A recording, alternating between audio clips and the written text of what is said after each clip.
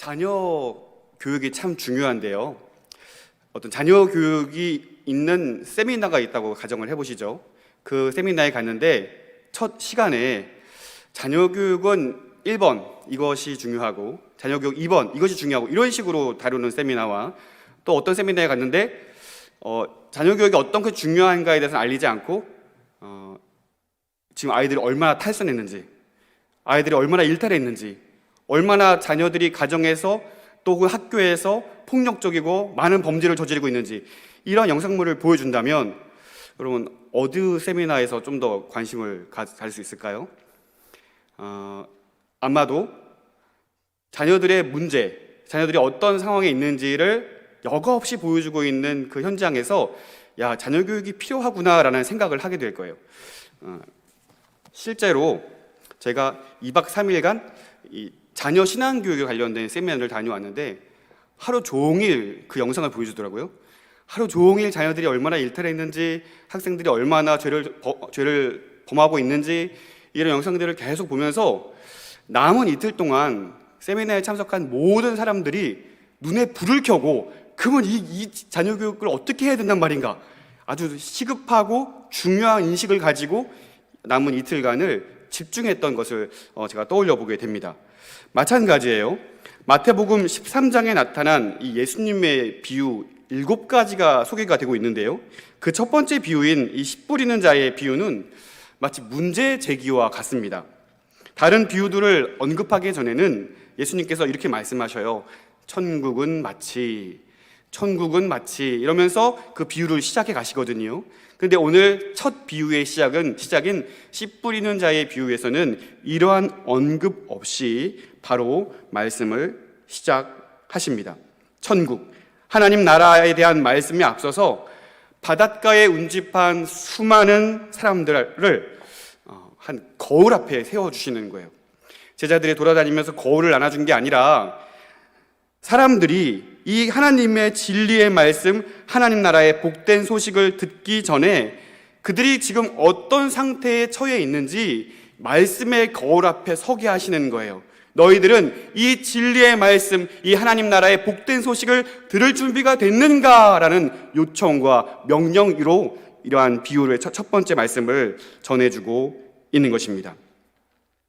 바로 예수님께서 하나님의 나라를 본론적으로 이것이 하나님의 나라다 1번, 2번 이렇게 다시 시작하는 것이 아니라 우리의 영혼에게 그 하나님 나라에 대한 소식을 들을 준비가 되었는가 우리에게 묻고 본문을 시작하십니다. 분명한 것은 누군가는 들을 준비가 되어 있지만 누군가는 들을 준비가 되어 있지 않다는 사실입니다. 사랑하는 성도 여러분, 여러분은 어떠신가요? 복된 하나님 나라의 소식을 들을 준비가 되셨는지요? 우리를 말씀의 거울로 세우시는 예수님께서 당시 수많은 사람들과 동일하게 저와 여러분에게 동일하게 명령하십니다. 귀 있는 자는 들을지어다. 자, 시대적인 상황을 좀 살펴보도록 할게요. 비유의 내용을 보면 좀 한편으로는 답답한 생각이 있어요. 아니, 그 아까운 씨를 왜 좋은 땅에 집중하여 심지 않고 왜 길가에, 왜 돌짝 위에, 왜 가시덤불 위에 씨를 뿌리는가? 왜 씨를 낭비하는가? 왜 집중하여 옥토에 뿌리지 않는가? 저 농부는 되게 실험적인 농부다, 이런 생각을 할 수도 있겠습니다. 그러나 당시 유대 땅의 농사지를 떠올려 본다면 지금 우리 시대와는 실정이 너무나 다르다라는 사실을 우리는 곧 알게 됩니다. 우리나라 밭에는 돌이나 잡초 같은 것이 별로 없지만, 또 있어도 그것을 잘 기경해서 옥토로 만들어낼 수 있지만, 유대 땅은 그때나 지금이나 제일 먼저 눈에 띄는 게 뭐냐면 돌들입니다. 돌들이 엄청 많아요. 그리고 그와 더불어서 많이 볼 수 있는 것이 바로 가시와 엉겅퀴입니다. 사실 이 가시라고 불릴 만한 이런 잡초들이 그 팔레스타인 지역에 너무나 많아가지고 그냥 뭐 쉴 새 없이 그냥 조금만 지나가면 계속해서 볼 수 있었다고 합니다. 심지어 생명력이 강해서 그 가시와 엉겅퀴, 잡초들을 없애는 일은 아주 어려운 일이었다고 합니다. 그리고 지금처럼 사람들이 다닐 수 있는 길을 한쪽에 잘 다닐 수 있게 만들어 놓은 것이 아니라 사람들이 그냥 지나다니면서 길이 반짝반짝 닦여지고 딱딱해진 거기가 길이 되는 거였어요. 그러니까 밭의 중앙에 길이 날 수도 있고 여기는 참 중요한 땅인데 거기 위에 길이 날 수도 있는 거예요. 밭과 밭을 연결하는 그 작은 길들을 길이라고 이야기를 합니다. 자, 다행히도 땅은 비옥한 편이어서 작물들이 잘 자라는 편이었지만 그 작물들과 함께 또 잘 자라는 게 있죠. 바로 가시덤불, 엉겅퀴 이런 것들이 함께 잘 자라는 땅, 그곳이 바로 유대 땅이었습니다. 자, 백문이 불여일견이라고 했죠. 영상을 하나 준비했습니다. 당시 이스라엘 사람들이 씨를 어떻게 뿌리는지, 그리고 씨가 뿌려지는 그 땅은 어떠한지를 영상을 통해 한번 잠시 살펴보도록 하겠습니다.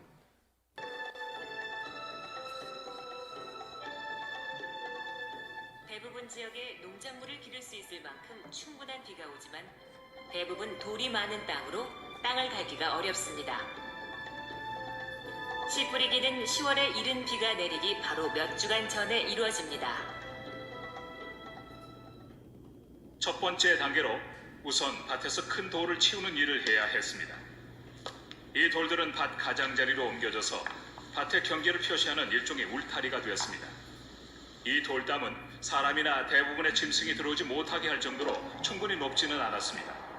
이것은 단지 흙 표면에 있는 돌을 골라내는 편리한 방법일 뿐이었습니다.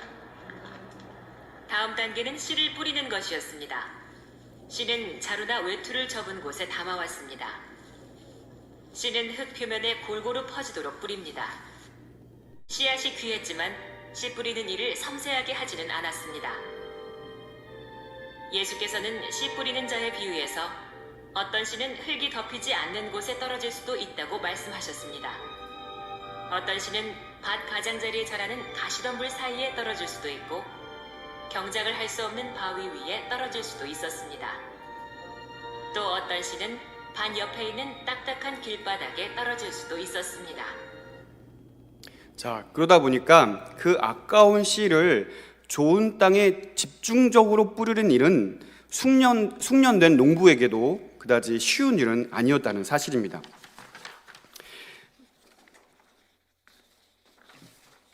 그래서 그 흩어 뿌린 씨 중에 일부는 사람들이 지나다니는 길가에 떨어지기도 하고 또 일부는 가시덤불에 뿌려지기도 합니다. 또 일부는 돌밭 위에 떨어지기도 했습니다. 이러한 이야기는 당시 사람들에게는 아주 익숙한 이야기였습니다. 요즘처럼 초고층 빌딩에 사는 사람들에게는 익숙하지 않은 환경일진 몰라도 농경사회를 살고 있던 많은 사람들에게는 이것은 흔한 일상이었고 익숙한 이야기였습니다. 예수님께서는 이러한 흔한 이야기로, 익숙한 일상적인 이야기로 진리의 말씀을 사람들에게 전하고 계십니다. 자, 그렇다면 네밭 이야기 자세히 한번 들여다보도록 하겠습니다. 먼저는 길가입니다. 우리 함께 본문의 4절 말씀을 읽어보도록 하겠습니다. 4절입니다. 뿌릴새 더러는 길가에 떨어짐에 새들이 와서 먹어버렸고. 아멘. 말씀드렸다시피 논밭 곁으로 계획적으로 조성된 길이 아니라 밭들 사이로 지나가는 사람들에 의해서 만들어진 길, 그러니까 자꾸 지나다니다 보니까 길이 반들반들해지고 딱딱해져서 마치 콘크리트처럼 아주 딱딱해진 그 길을 이야기하고 있는 것입니다. 그러니까 지금 한 평이 아까운데 이것도 기경내서 잘 써야 되겠다, 애시당초 마음먹을 수 없을 만큼 딱딱해진 그것이 바로 길 위였습니다. 유대 땅의 건조한 기후에서는 그와 같이 그 사람들이 지나가는 길이 딱딱하게 변한다는 것이죠.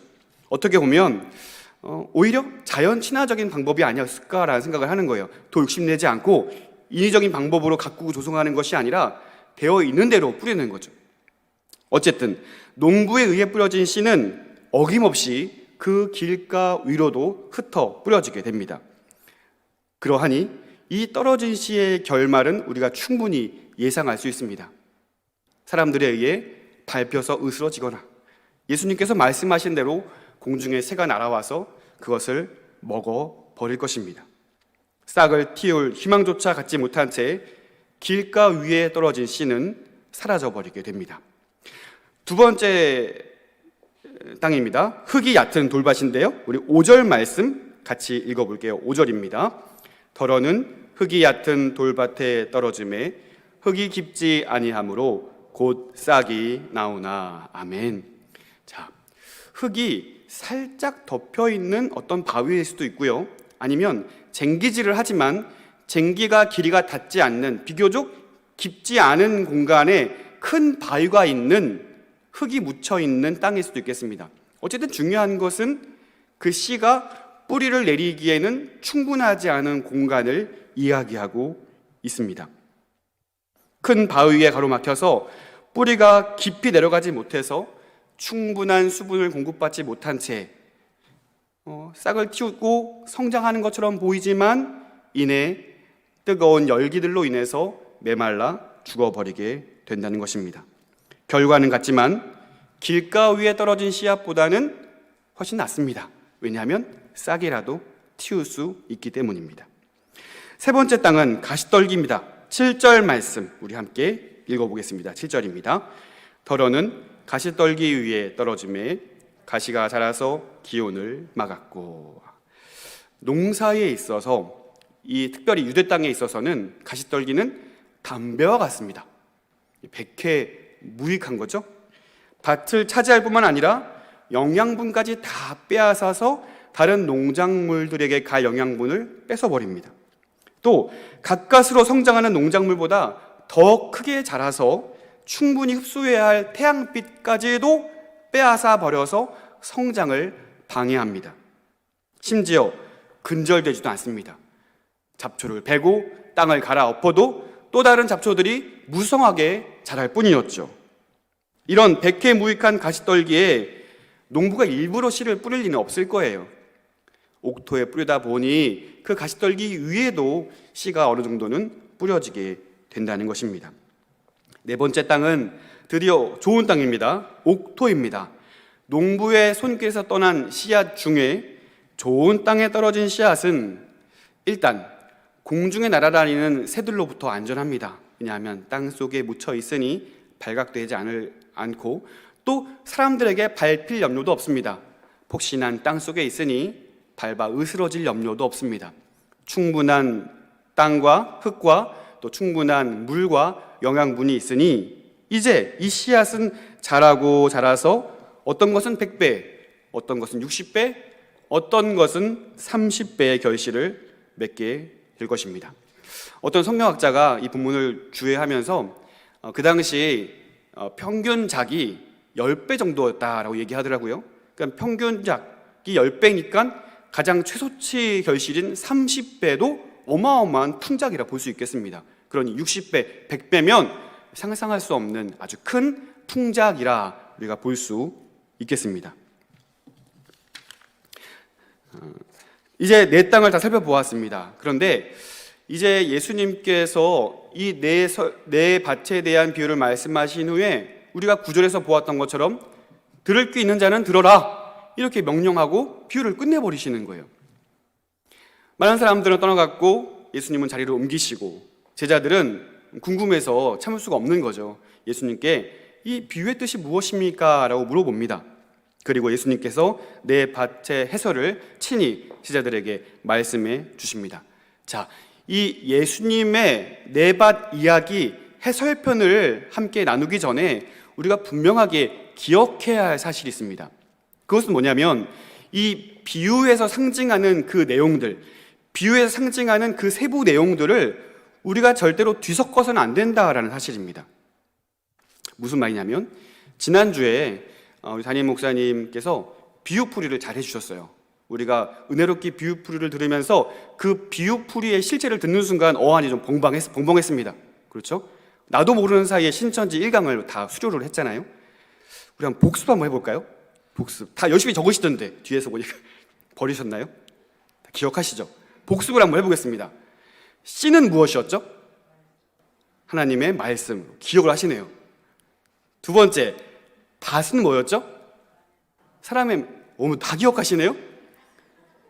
예. 신천지 1강 우리 다 수료를 했으니 다 기억을 하는 것 같습니다. 그런데 오늘 씨 뿌리는 자의 비유에 등장하는 그 밭과 그 씨가 상징하는 것도 동일합니다. 씨는 천국 말씀, 하나님 말씀, 밭은 그 하나님의 씨를 받아들이는 사람들의 마음으로서 신천지가 얘기하는 거랑 동일합니다. 그럼 신천지가 맞나? 저 박정일 목사가 또 헷갈리게 하는가? 이런 생각을 하실 수 있을 텐데, 자, 이 지금은 맞고 다음은 달라요. 이 비유 뒤에 나오는 가라지 비유를 보시면 예수님께서 동일한 내용인데 다르게 말씀하시거든요. 그 가라지 비유에 대해서는 씨에 대해서 천국 말씀이다 라고 말씀하셔요. 그리고 씨에 대해서는 천국의 아들들이라고 말씀하시고, 밭에 대해서는 세상이다 라고 말씀을 하시거든요.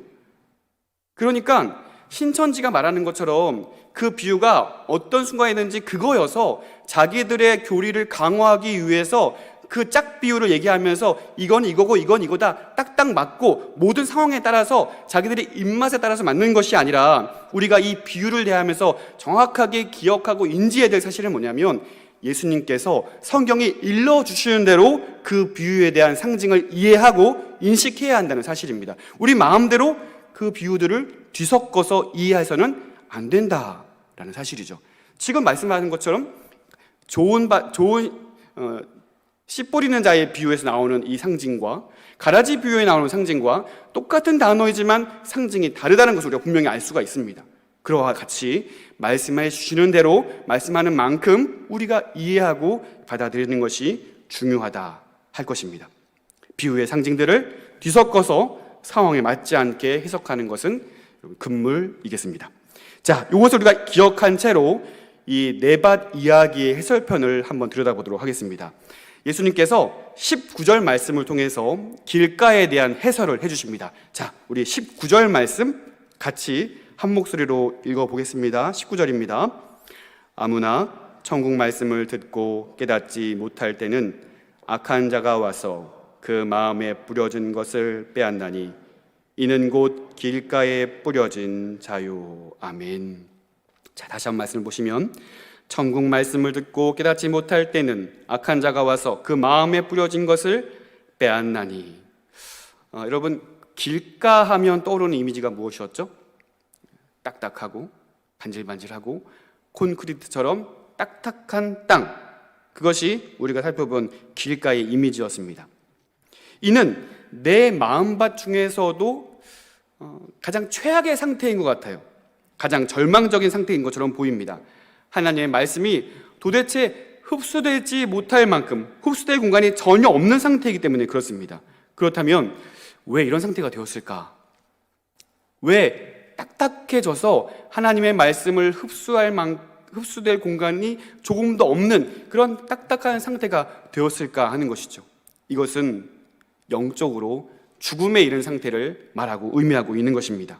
어느 한 곳이라도 부드러워서 복음의 씨앗을 흡수시킬 수 있는 공간이 전혀 없는 거예요. 애굽의 바로 왕을 떠올려 보시기를 바랍니다. 얻어맞고 또 얻어맞아도 그 강팍한 마음을 돌이키지 않아요. 좀 언어를 순화할게요. 하나님이 기회를 주시고 또 기회를 주셔도 돌이키려고 하지 않아요. 끝까지 가보는 거예요.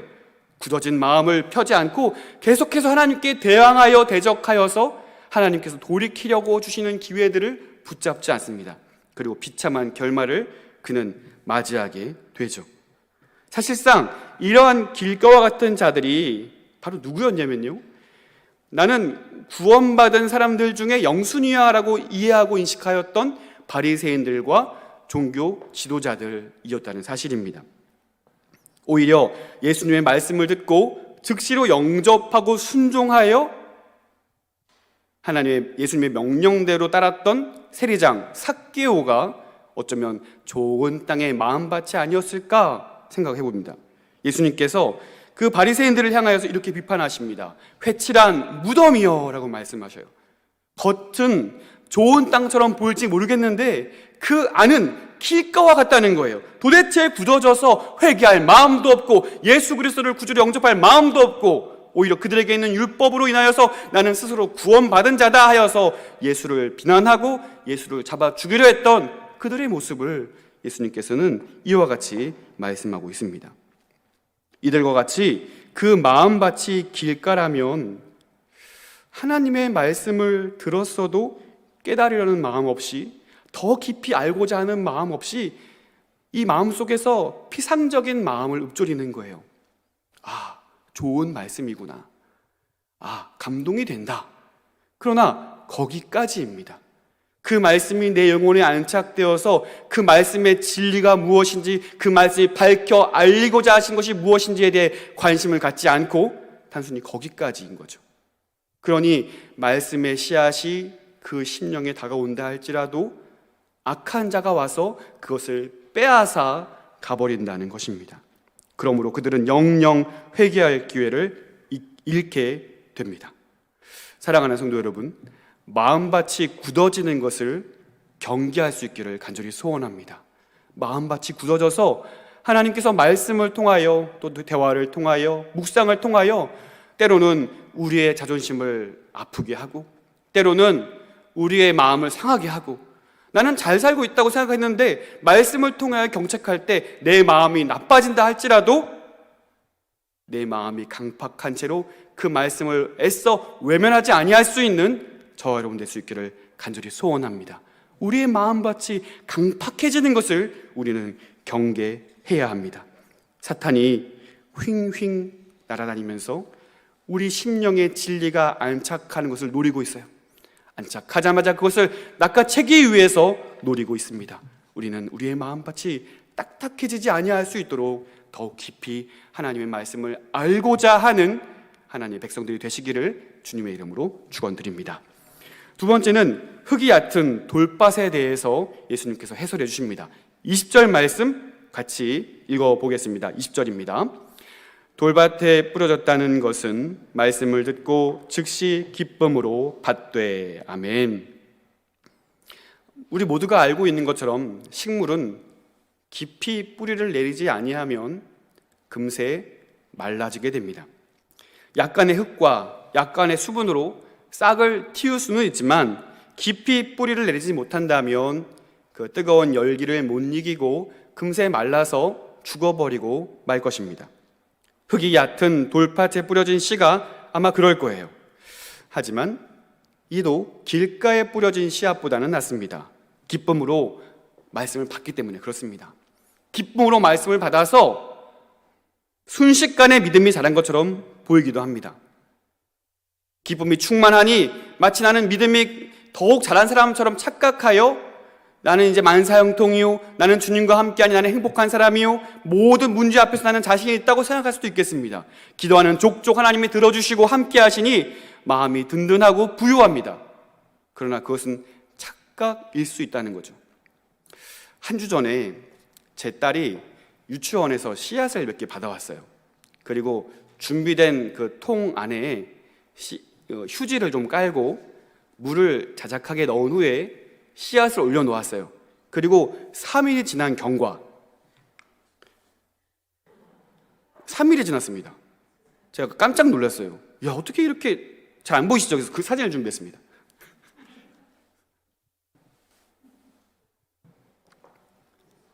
또 보여주세요.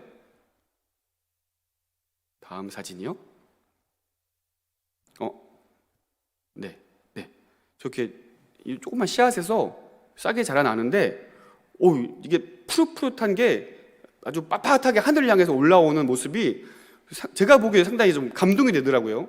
마치 이 푸릇푸릇한 것들이 춤을 추면서 노래하고 있는 그 기쁨이 느껴지기도 하고, 뭔가 좀 참 대견하다 이런 생각이 들기도 하더라고요. 그런데 마침 이 본문을 가지고 제가 설교를 준비하고 있던 터라 한편으로는 좀 치그레졌습니다. 얘들 이렇게 두면 안 되는데, 옮겨줘야 되는데, 지금은 잘 자라는 것처럼 보여도 지금 이미 저 플라스틱에 의해서 뿌리가 내리지 못하고 있으니 이제 시간이 지나면 마르게 될 텐데 라는 생각이 들더라고요. 기쁨도 잠시 문제가 다가오고 환난이 다가오고 어려움이 다가오면 나는 믿음이 있는 자라 여겼지만 그 환난으로 인하여서 있던 믿음까지 다 빼앗겨 버리게 되는 것입니다. 믿음의 뿌리를 깊이 내리지 못하는 상태가 바로 이와 같다는 것입니다. 말씀을 들을 때는 기쁨으로 받았지만 피상적이고 얕은 수준의 믿음은 우리를 환난 앞에서 곧 시들어져 버리게 만들게 됩니다. 이와 같은 맥락으로 세 번째 땅인 가시떨기에 떨어진 땅도 마찬가지입니다. 자, 우리 22절 말씀도 같이 읽어볼게요. 22절입니다. 가시떨기에 뿌려졌다는 것은 말씀을 들으나 세상의 염려와 재물의 유혹에 말씀이 막혀 결실하지 못하는 자요. 아멘. 자, 계속해서 말씀드리지만 이 또한 길가 위에 떨어진 씨앗보다는 낫습니다. 말씀을 받았습니다. 그에게도 자람의 성과는 있습니다. 뿌리도 내렸고 잘 자라기도 했습니다. 하지만 그가 자람과 동시에 무엇도 자라요? 가시떨기도 자라는 거예요. 자랄 뿐만 아니라 믿음이 자라지 못하도록 괴롭힙니다. 자, 7절 말씀 보시면 7절에 가시가 자라서 기운을 막았고 라고 되어 있어요. 이것을 원문을 직역하면 이렇게 되어 있습니다. 그것들을 목졸라 죽였다. 그러니까 의인화한 거예요. 마치 힘이 세고 아주 근육이 울긋불긋한 이 건장한 남자가 가냘픈 여성의 목을 조르고 있는 것과 같은 마찬가지인 모습으로 묘사를 하고 있는 것이죠. 이와 같이 세상의 염려와 재물의 유혹이 그와 같이 강력하다는 거예요. 세상의 염려와 재물의 유혹이 마치 우락부락한 근육맨이 되어서 우리를 쥐어 흔들고 우리를 이러지도 못하고 저러지도 못하게 강하게 우리를 옥죄고 있다는 사실을 이렇게 표현하고 있는 것입니다. 오늘 저와 여러분에게도 이 가시떨기는 항상 공존하고 있지 않습니까? 많은 제목을 가지고 우리가 기도를 하지만 결국 우리의 많은 기도 제목들은 이 가시떨기로부터 우리를 안전하게 지켜 주옵소서가 우리의 기도 제목이지 않습니까? 그렇습니다. 이것은 피할 수 없는 우리들의 현실의 문제입니다. 하지만 이 비유에서 말씀하시는 가시떨기의 마음은요, 그 재물과 세상의 향락에 마음을 두는 상태, 그것의 마음을 빼앗겨버린 사람들의 마음밭을 이야기하고 있는 것입니다. 세상의 염려와 재물의 유혹에 집착합니다. 더 많이 가져야 행복하고 더 많이 누려야 나는 앞선 사람이다 라고 여겨서 더 많이 가지기 위해 애를 쓰는 거예요. 더 많이 누리기 위해 부단히 노력을 하는 거예요. 그것이 오히려 우리에게 염려가 되고 집착이 되므로 진리를 잃어버린다는 것입니다. 하나님의 말씀이 이 진리가 이러한 세상의 염려와 재물의 유혹에 가로막혀서 설 곳이 없어지게 됩니다. 부자 관원을 떠올려 보시기를 바랍니다. 그는 예수님께 나와서 영생의 조건, 영생의 방법을 물어옵니다. 선생님이요, 어떻게 하면 영생을 얻겠습니까? 하지만 그는 관원이었고 예수님의 말씀에 즉각 대답하는 율법의 사람이었습니다. 율법을 다 지켜라라고 했을 때 선생님이요, 그런 거는 어릴 때부터 다 지켰습니다. 자신만만하죠. 어찌 보면 그가 예수님께 나온 이유는 예수님께 영생의 방법을 물어보기 위한 것이 아니라 나 정도면 구원 영순이 아닌가요? 많은 사람들 앞에서 으스럼을 떨기 위해 나왔을지도 모르겠어요.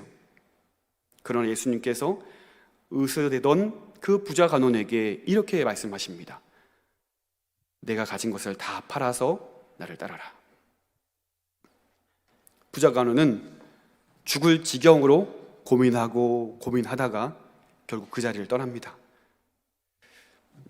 그 떠남의 행위는 어떤 고백이냐면 나의 하나님은 재물입니다 라는 거예요. 그는 그 큰 재물 때문에 고민하였고 그 앞에 있는 영생을 떨쳐버리고 재산의 유혹에 따라, 재물의 유혹에 따라, 세상의 향락을 따라 그렇게 세상으로 나아가는 사람이었습니다. 그의 하나님은 곧 재산이었죠. 바울은 그의 제자 디모데에게 이렇게 격려하며 충고합니다. 디모데전서 6장 9절과 10절 말씀 우리 같이 읽어보도록 하겠습니다. 부하려 하는 자들은 시험과 올무와 여러 가지 어리석고 해로운 욕심에 떨어지나니 곧 사람으로 파멸과 멸망에 빠지게 하는 것이라. 돈을 사랑함이 일만 악의 뿌리가 되나니 이것을 탐내는 자들은 미혹을 받아 믿음에서 떠나 많은 근심으로써 자기를 찔렀도다. 아멘. 사랑하는 성도 여러분, 비록 이 가시떨기와 같은 현실의 문제를 우리가 피할 수는 없지만 그것에 마음을 빼앗겨서 하나님의 말씀이 우리 안에 심긴 복음의 능력이 가로막히지 않도록 오직 유일하신 뛰어나신 하나님만을 끝까지 신뢰할 수 있는 저와 여러분 되시기를 간절히 소원합니다. 사랑하는 성도 여러분, 이 재물에 우리의 마음을 빼앗기지 않았으면 좋겠어요. 그것은 너무나 강력해서 우리보다 늘 더 커 있는 것 같아요. 우리의 현실의 삶을 늘 옥죄는 것 같아요. 이거 없으면 우리는 불행한 사람이고, 이거 누리지 못하면 우리는 안타까운 사람이고, 사람들이 다 하는 것 하지 못하면 나는 연약한 사람이다라고 우리에게 늘 속삭이고 우리를 조롱하지만, 우리는 이 모든 것 위에 있는 하나님으로 인하여 만족하며 부요를 누릴 수 있는 저와 여러분이 되었으면 좋겠습니다. 네 번째 땅은 좋은 땅입니다. 좋은 땅에 대한 해설은 23절에 예수님께서 말씀하십니다. 23절 말씀도 우리 함께 읽겠습니다. 좋은 땅에 뿌려졌다는 것은 말씀을 듣고 깨닫는 자니 결실하여 어떤 것은 100배, 어떤 것은 60배, 어떤 것은 30배가 되느니라 하시더라. 아멘. 이 말씀에, 이 좋은 땅에 대해서 말씀하시기를 말씀을 듣고 깨닫는 자다라고 말씀하십니다. 말씀을 듣고 그 신비에 겸손하게 하나님 말씀으로 받고 그 말씀대로 생활하고 삶의 우선순위를 말씀으로 정하여 힘있게 살아내는 자들, 지키어 살아내는 자들, 그들에게는 결실이 있는데 100배요, 60배요, 30배의 놀라운 결실을 맺을 것이다 라고 말씀하십니다. 이것은 준비된 마음입니다. 늘 겸손하여 하나님 말씀을 내 삶의 가장 큰 우선순위로 정하여 그 마음으로 복음을 듣고 깨달음과 믿음으로 받아들이는 사람들, 그들이 바로 좋은 땅입니다. 결국 그들은 결실하여 열매를 맺게 됩니다. 여러분, 이 좋은 땅의 비유를 보면서 하나님 나라를 보게 됩니다. 길가 위에 떨어진 씨앗, 돌밭 위에 떨어진 씨앗, 가시떨기에 떨어진 씨앗, 이것은 결국 잘 자라지 못하고 결실하지 못한 채로 죽게 됩니다. 그러나 좋은 땅에 떨어진 씨앗은 결실하여 소출을 얻게 됩니다. 하나님의 나라는 이와 같이 많은 것들로 인해서 가로막히고 보잘것없어 보이고 약한 것처럼 보이지만 마침내는 그 씨앗으로 인하여서 100배요, 30배요, 60배요 놀랍게 결실 맺는 것이 바로 하나님의 나라임을 여러분 믿으시기를 바라요. 간절히 원하는 것은 없다 하여 위축되지 않았으면 좋겠어요. 부족하다 하여 위축되지 않았으면 좋겠어요. 하나님의 나라가 우리 안에 있다면, 우리가 하나님의 나라를 살아가는 사람들이라면 이미 하나님의 나라가 우리에게 왔음을 인정하시고, 나는 약하나 내 안에 심긴 이 복음이 너무나 강력하여서 나를 통하여 하나님의 놀라운 결매들이 맺혀지게 될 것임을 여러분 믿으시기를 바랍니다. 우리는 결코 작은 자가 아닙니다. 우리는 결코 여린 자가 아닙니다. 우리는 강한 자요, 하나님과 동행하여 소출을 얻게 될 하나님의 사람들임을 여러분 믿으시기를 바랍니다. 결론입니다. 여러분, 이 비유의 핵심은 무엇입니까? 각 땅에 떨어진 씨앗들의 결말이 다 다르다라는 사실이에요. 이 비유에서 씨를 어떻게 뿌렸는지, 기후와 환경은 어떠했는지, 강수량은 어땠는지 전혀 다루고 있지 않습니다. 누가 씨를 뿌렸는가 중요해 보이지 않아요. 씨는 뿌려졌고 같은 씨가 각각의 땅에서 어떤 결과를 불러왔는가가 중요합니다. 그렇습니다. 뿌려진 씨는 변함없는 진리인 하나님의 말씀입니다. 진리인 하나님의 말씀은 좋은 땅에서 30배, 60배, 100배의 결실을 분명히 맺습니다. 그러나 변함없는 이 진리의 말씀이 결실하지 못하는 경우가 있었다는 거예요. 말씀을 듣는 자의 반응 상태, 곧 그의 마음가짐이 어떠한가에 따라서 결실을 맺지 못할 수도 있다는 사실입니다. 또 좋은 땅에 떨어졌다 할지라도 그것이 맺는 결실들이 다 각각 다르다는 거예요. 마태는 본문에서 무리들과 제자들을 구별하고 있어요. 어떤 사람들을 가리켜서는 무리다라고 얘기하고 있고 어떤 사람들을 가리켜서는 제자들이다라고 얘기하고 있어요. 무리들은 비유의 말씀을 듣고 떠나가지만 제자들은 예수님께 달려 나와서 그 비유의 뜻을 물어봅니다. 과연 그 말씀이 무엇입니까? 더 알게 원해요. 제자들은요, 그 말씀의 뜻이 무엇인지를 더 알게 원하는 갈망이 있어요. 그래서 주님께 나와서 그 말씀의 뜻이 무엇인가요? 더 알기 원해요. 더 깨닫기 원해요. 하나님의 뜻을 알기 원해요. 그들은 주님께 나아가 그 말씀의 뜻을 구합니다. 귀가 다 있지만 들을 귀가 있는 것은 제자들 뿐이었습니다. 말씀 앞에 선 마리아와 같이, 이 좋은 편을 택했던 마리아와 같이, 베드로와 같이, 영생의 말씀이 주께 있사오니 내가 어디로 가겠습니까? 했던 베드로와 같이 오늘 제자들과 같이 치열하게 예수님께 진리의 말씀을 깨닫기를 원하는 자들이 바로 좋은 땅 아닐까요? 주님 말씀 더 알기 원합니다. 주의 뜻 알길 원합니다. 그의 뜻 가운데 살길 원합니다. 이렇게 늘 가난한 마음으로 주님을 찾고 구하는 자들이 바로 좋은 땅임을 여러분 믿으시길 바랍니다. 우리 교회에서는 좋은 땅 만들기 프로젝트가 계속 진행 중이에요. 지난 2월부터 위대한 100일간의 성경 읽기가 시작되었고 100여 명의 성도님들이 참여하여서 매일매일 일정의 분량을 읽고 있습니다. 부담이 되기도 하지만 결국 그 책임감으로 매일매일 그 분량을 읽고 나니 하나님의 은혜가 너무나 큽니다. 그리고 공동체적으로 함께 아멘 아멘 하면서 말씀을 읽으니 함께 읽는 기쁨도 있습니다. 또 이 100일 읽기뿐만 아니라 전교인 천독 성경 읽기가 계속 진행 중에 있습니다. 217독까지 했더라고요.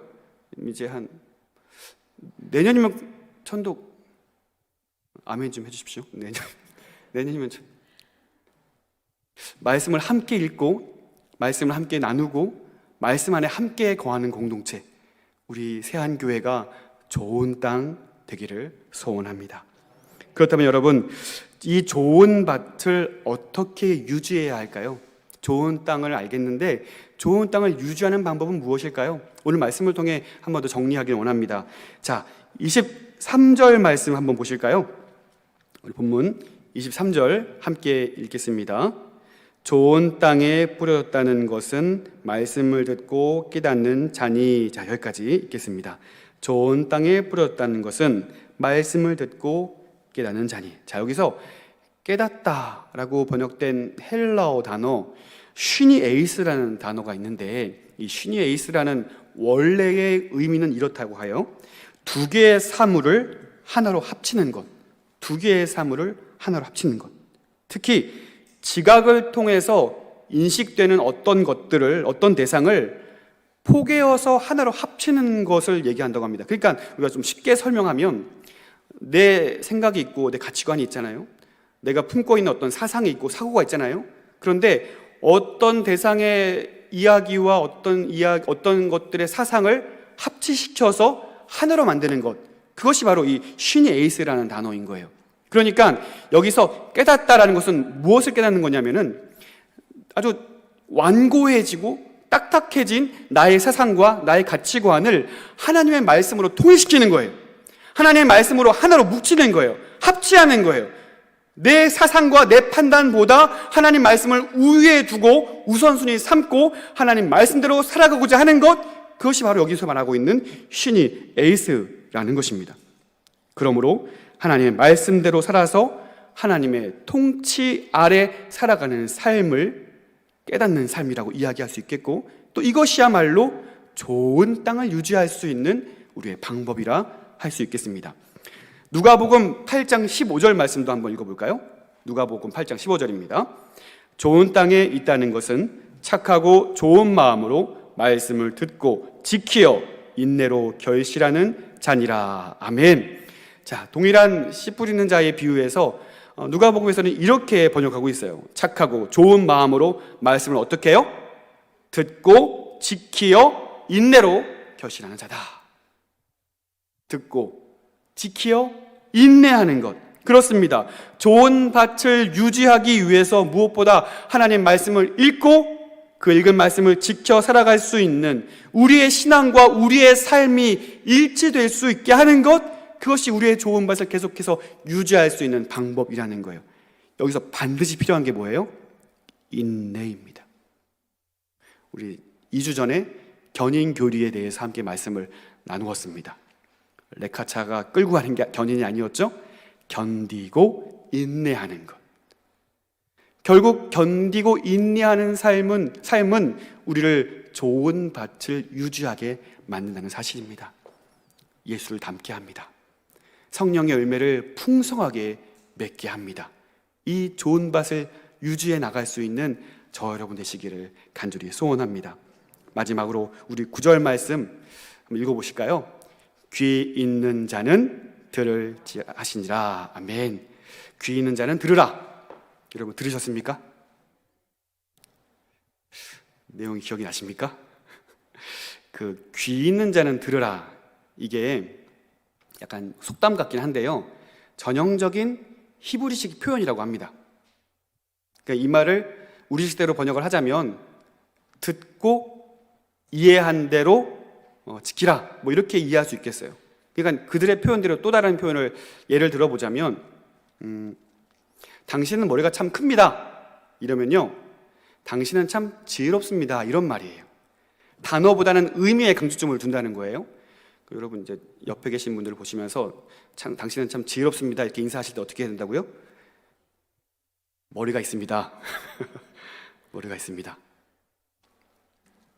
더불어서 그들은 이런 생각도 했다고 해요. 히브리적 표현에서 더 이해해야 될 내용이 있는데, 듣는 것과 고백하는 것의 관계라고 합니다.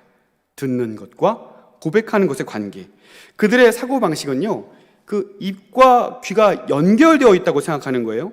그러니까 무엇인가 반드시 들은 것은 입으로 고백해야만 완전해진다라고 생각했다는 거예요. 들었으면 얘기를 해야 된다는 거예요. 실제로 이스라엘에서 가장 시끄러운 것이 도서관이에요. 그 사람들한테 도서관에서 정숙을 요구하면 무식하다 그럽니다. 왜냐하면 그들이 읽고 듣고 배운 것을 함께 계속해서 얘기하는 거예요.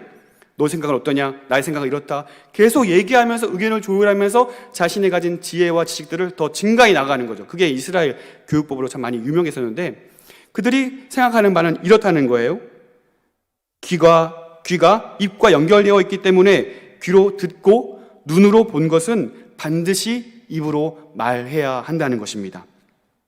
그래서 귀 있는 자는 들으라 라고 했을 때 우리가 동일하게 기억하고 또 한편으로 인식해야 될 것은 무엇이냐면, 귀 있는 사람은 들으라, 그리고 고백하라. 귀 있는 자는 들으라, 들은 대로 고백하며 들은 대로 삶을 살아가라.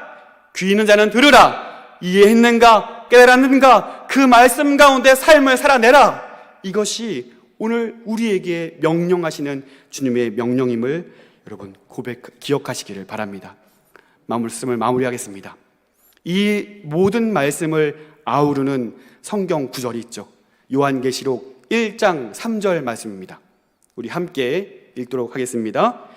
이 예언의 말씀을 읽는 자와 듣는 자와 그 가운데 기록한 것을 지키는 자는 복이 있나니 때가 가까움이라. 아멘. 사랑하는 성도 여러분, 오늘 말씀을 기억하며 듣는 것이 참 중요합니다. 또 그 말씀이 우리의 심령에 온전히 안착되어서 그 말씀의 결실을 맺는 일도 참으로 중요합니다. 그러나 오늘 우리가 방점을 두고 기억해야 될 사실은, 그렇다면 그 좋은 땅을 우리가 어떻게 유지할 수 있는가에 대한 이야기일 수 있습니다. 여러분, 그 좋은 땅을 유지하기 위해서 쉬니에이스, 늘 하나님의 말씀을 나의 생각과 합치하십시오. 나의 생각을 먼저 꺼내짓기보단 주님께서 말씀하신 대로 삶을 살기 위하여 삶을 고군분투해 보시기를 바랍니다. 반드시 그의 삶에는 결실이 맺게 될 줄로 믿습니다. 지키어 인내하시기를 바랍니다. 녹록하지 않고 어려운 일이지만 인내함으로 그 좋은 밭을 우리가 일구어 갈 때에 결실을 맺게 될 줄로 믿습니다. 그 결실은 결국 내가 따먹는 것 아니에요. 내 가족과 내 친지와 내 이웃들이 그 결실을 나누어 먹으며 하나님 나라에 함께 동참하게 될 줄로 믿습니다. 이 귀한 일에 동참할 수 있는 저와 여러분 되시기를 주님의 이름으로 축원합니다.